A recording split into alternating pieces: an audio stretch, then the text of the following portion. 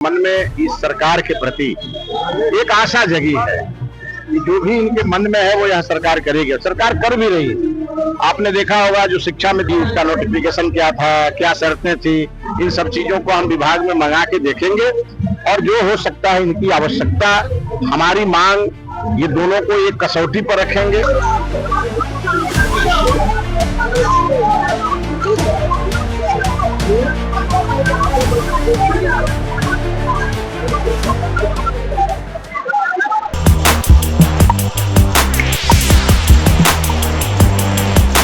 पटना में शिक्षा मंत्री मिथिलेश तिवारी का जोरदार स्वागत किया गया, जहां अनुदेशकों ने अपनी मांगें उनके सामने रखी। नमस्कार, आप देख रहे हैं वॉइस हब और मैं हूं परिणीता सिंह। पटना के IMA हॉल में शारीरिक शिक्षा और स्वास्थ्य अनुदेशकों ने शिक्षा मंत्री मिथिलेश तिवारी का भव्य सम्मान और स्वागत किया। उन्होंने शिक्षा मंत्री के आते ही पुष्प वर्षा की और उनका भव्य स्वागत किया। कार्यक्रम के दौरान अनुदेशकों ने अपनी समस्याओं और मांगों को शिक्षा मंत्री के सामने रखा। उन्होंने ये भी कहा है कि उन्हें नियमित और स्थायी नौकरी दी जाए। इस विषय पर शिक्षा मंत्री मिथिलेश तिवारी क्या कुछ कहते नजर आ रहे हैं, आप सुनिए। उसका नोटिफिकेशन क्या था, क्या शर्तें थी, इन सब चीजों को हम विभाग में मंगा के देखेंगे और जो हो सकता है इनकी आवश्यकता, हमारी मांग, ये दोनों को एक कसौटी पर रखेंगे। और बिहार की शिक्षा व्यवस्था को उन्नत करने के लिए फिजिकल टीचर की आवश्यकता है भी बिहार में, और योग को और फिजिकल को एक साथ जोड़ने की भी दिशा में हम काम कर रहे हैं।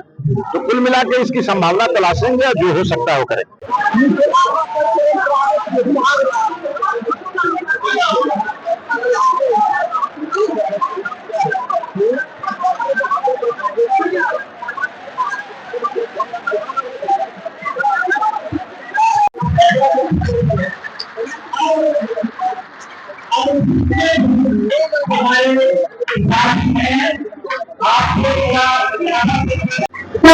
दीपक का ज्ञान जिसने जलाया है, दीपक का ज्ञान जिसने जलाया है, राष्ट्रों के निर्माण में जिसने कदम बढ़ाया है, राष्ट्रों के निर्माण में जिसने कदम बढ़ाया है, वही तो देश का सच्चा कर्णधार है, वही तो सच्चा देश का कर्णधार नहीं तो आज शिक्षा का कर्णधार है। पर मोदी कौन आप हैं।